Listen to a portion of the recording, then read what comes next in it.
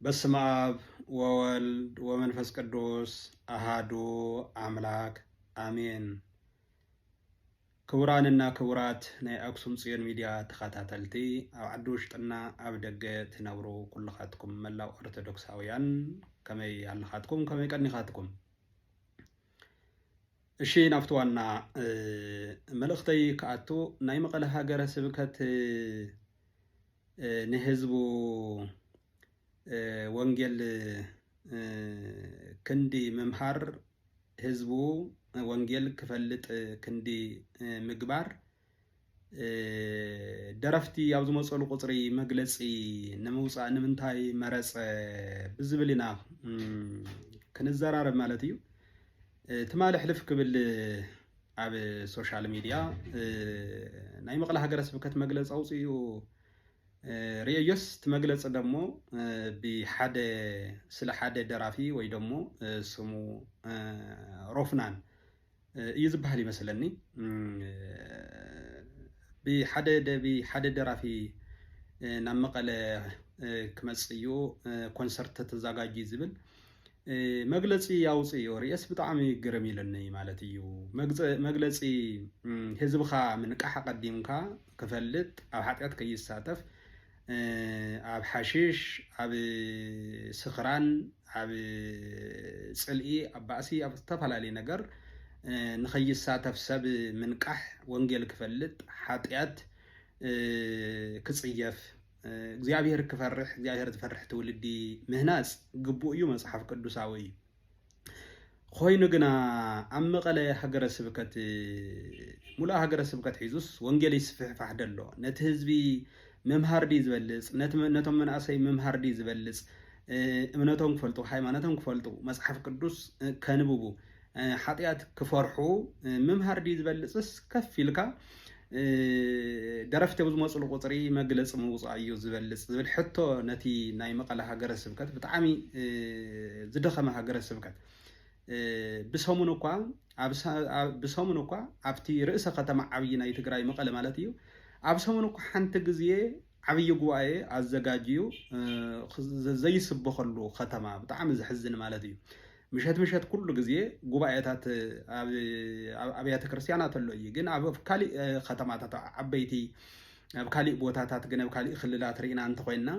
ሳምንታዊ ጉባኤ ኩሉ ህዝቢ ዝጥለቐለቐሉ ኩሉ ዝመሃረሉ ዓብይ ጉባኤ ዘማርያንና ሰበኽቲ ዘሚርካ ጋቢዝካ ጉባኤ ይዘጋጀዩ ሰሙን ማለት እዩ። ለምሳሌ ሓደ 30 አብያተ ክርስቲያን ተልየን ነንሕድሕደን አብያተ ክርስቲያናት በቢ ሰሙን ሓደ ዓብይ ጉባኤ ይገብራ ምስቲ ናይ ምሽት ተወሳኺ ማለት እዩ። ኣብ መቐለ ግን እዚ የለን ብጣዕሚ ዝሕዝን ኣብ መቐለ ሊቃውንቲ ስለ ዘየለው ዘይኮነስ እቲ ናይ መቐለ ሃገረ ስብከት ንሊቃውንቲ ዝጋብዝ ወይ ደሞ ምቹው ቦታ ዝፈጥር ብዘይምዃኑ እዩ እምበር ኣብ መቐለ መዓት ሊቃውንቲ ኣለዉ መዓት ዘማርያን መዓት ሰባኽያን ኣለዉ እዮም። እንታይ ዳ እዩ ጉባኤ ዝድግፍ ወንጌል ንኽስፋሕፋሕ ዝሰርሕ ሃገረ ስብከት ስለ ዘይኮነ ንህዝቡ ዘይግደስ ከም ዘይኮነ እዩ ዘርእየና ማለት እዩ። እንታይ ዳ ሕዚ ሓደ ግለሰብ ወይ ደሞ ደራፊ ይመፅእ ኢልካ ሃገረ ስብከት መግለፂ ምውፃእስ መግለፂ ምውፃእ ዘይኮነስ ወንጌል ኢኻ ምሂርካ ነቲ ህዝብኻ ኣቐዲምካ ክተንቅሖ ዝግባእ እምበር መግለፂ ትምህርቲ ክኸውን ብፍጹም ኣይክእልን ማለት እዩ። መግለፂ ማንም ናይ ሚድያማ አክቲቪስታት ጉን ዝሰርሕዎ እኮ እዩ። ስለዚ ኣብቲ ወንጌል ተተሰርሑ ኣብቲ ህዝቢ ምንቃሕ ህዝቡ ክምሃር ወንጌል ክሰርፆ ኣብኡ ተትሰርሑ ክብለኩም ይደሊ ናይ መቐለ ሃገረ ስብከት በተለይ ኣብቲ ኣመራርሓ ዘለኹም ካብ ሊቀ ጳጳስ ጀሚሩ ማለት እዩ። ስለዚ እቲ ህዝብና ወንጌል ዝፀምኦ ህዝቢ እዩ መዝሙር ከዳምፅ ዝደሊ እዩ እግዚአብሔር ፈጣሪ ዝፈርሕ ህዝቢ እዩ። ስለዚ ኣብ ከምዚ ነገር እንተምሂርኩም እንተድሂብኩም ኣብ ከተማታት ኣብ ገጠር ይኮነ ኩሉ ሓሽሽ ዝስሕብ መንእሰይ ኣይህሉን ዝሰክር መንእሰይ ኣይህሉን ሓጢአት ዝሰርሕ መንእሰይ ኣይህሉን ፈጣሪ ዝፈርሕ መንእሰይ እይዝህሉ ማለት እዩ ወንጌል ተተምሂርኩም ወይ ደሞ ሰባኺያን እንዳመደብኩም እንተመዲብኩም ተበጻሒነት ወንጌል ተበጻሒነት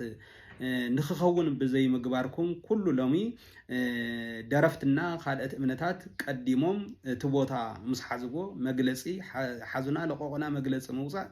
መፍትሒ ይኸውን እዩ ኢለ ኣይሓስብን ንሱ ማለት እዩ መግለፂ ብሓቅስ መግለፂ ኣብ ናይ ሓደ ደራፋይ ብቻ መግለፂ ተዝኸውን ተይኮነስ ብቀዳማይ ሰሙኑ ናይ ቅዱስ ጊዮርጊስ ቤተ ክርስቲያን ናይ ኣብነት ትምህርት ቤት 25 መንበር ኣባይቲ ናይ ተምሃሮ ተቃፂሉ ንምንታይ መግለፂ ዘይወፃኹም መግለፂ ክተውፁ ነይሩኩም ኣያወፃኹምን ጉባኤ ቤት ተምሃሮ ዝመሃሩሉ ጉባኤ ቤት ናይ ቤተ ክርስቲያን ጉባኤ ቤት ተቃፂሉ ኣብኡ መግለፂ ኣያወፃኹምን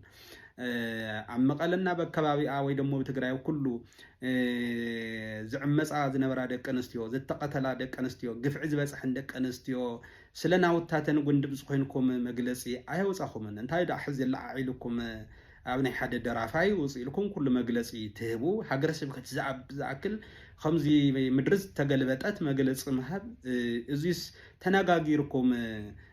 ኣምሂር ኩሉ ደሞ በተለይ መናእሰይ መግለፂ ብምውፃእ ዘይኮነ ኣብ ጭፈራታት ዘለው ኣብ ጓይላ ዘለው ኣብ ሓጢያት ዘለው ኣምሂርና ቃሉ ናይ እግዚአብሔር ቃል ኣምሂርና ክንምልሶም ዳ ይግባእ እምበር ንኽርሕቁና ተስፋ ንክንቆርፁ ብመግለፂ ኣብ ርሑቕ ኮይና መግለፂ እንዳውፃና ንኽፀልኡናና ዝበኣሰ ናብ ሓጢያት ንኽኸዱ ተዘይንገብር ፅቡቕ እዩ ክብል ይደሊ እምበር ብሓቂ እንተኮይኖም ማፃፃኣኹም ብሓቂ እንተኮይኑ ያው ሓጢያት ኩሉ ነገር ዝተኸልከለ እዩ ንዋየ ቅዱሳት ተቃውሞ ድጋፍ ናይ ፖለቲከኛታት ናይ ቤተ ክርስቲያን ንዋየ ቅዱሳት ወፂኡ ኣልባሳት መስቀላት ፅንሃ እንዳወፀ ዘይከልከልኩም ሕዚ ዳ እንታይ የለዓዒልኩም ሓቂ እንተኮይኑስ ካብ መጀመርያ ክሳብ መወዳእታ ንምንታይ ዘይትሕዙ ክብለኩም ይደሊ ዳ እምበር መፅሓፍ ቅዱስ ናይ ሓጢያት ስራሕ ሐዋርያው ቅዱስ ጳውሎስ ኣብ ገላትያ ምዕራፍ 5 ቁፅሪ 9 ናይ ስጋ ግብሪ ኢሉ ገሊፅዎ ኣሎ ማለት እዩ እቲ ግብሪ ስጋ ግሁድ እዩ ንሱ ከዓ ምንዝርና ርክሰት ዕብዳን ኣምልኮ ጣዖት ጥንቆላ ፅልኢ ባእሲ ቅንኢ ቁጣዓ ሻራ ምፍላይ ዝርግርግ ቅንኣት ቅትለት ስኽራን ጓይላ ከምዚ ዝኣመሰለ ካልእ እውን እዩ እቶም ከምዚ ዝኣመሰለ ዝገብሩ ንመንግስቲ ኣምላኽ ከም ዘይወርስዋ ከምቲ ቀደም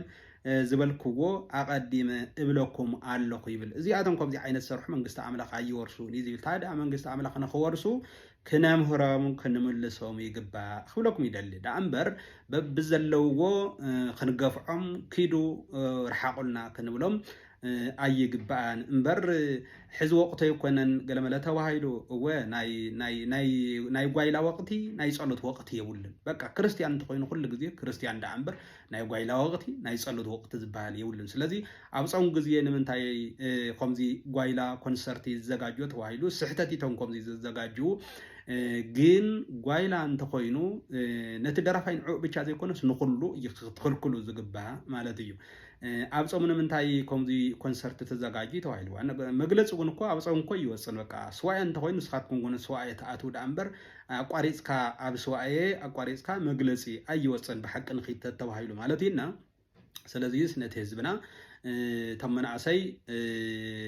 ኣብ ቲክቶክ ዝተፈላለዩ ነገር ተቃውሞ ምስ ወፁ ሰሚዕኹም ኢኹም መግለፂ ኣውፂኹም ይመስለኒ ተረዲእኒ እዩ ግን ነቲ ህዝብና ወንጌል ተበፃሒነት ተትገብርሉ ጉባኤ ተዝስፍሕፋሕ ኣብ ጉባኤ መስፍሕፋሕ ኣብ ወንጌል መስፍሕፋሕ መምህራን ኣብ ምምዳብ ኣብ ኣብያተ ክርስቲያናት ወንጌል ንኽስፍሕፋሕ ናይ መቐለ ሃገረ ስብከት ብጣዕሚ ካብቶም ድኹማት ዝበሃሉ ሃገረ ስብከት ሓደ ምዃኑ ንሪኢ ኣለና ማለት እዩ እናउने መርሃ ክርስቶስ ዝነበርዎ ብዙሓት ሊቃውንቲ ዝነበርዎ ሎሚ ኣብ ከምዚ ወዲቑ ክትሪኦ ዘለካ ብጣዕሚ ዝሕዝን ንግለሰባት ወፂኡ መግለፂ ዝህብ ሃገረ ስብከት ንመጀመርያ ግዜ ናይ መቐለ ሃገረ ስብከት እየርእየ ማለት እዩ ብጣዕሚ ዝሕዝን ግን ኣስተኻኽሉ ክንብለኩም እንደሊ እግዚኣብሔር ምስ ኩላትና ይኹን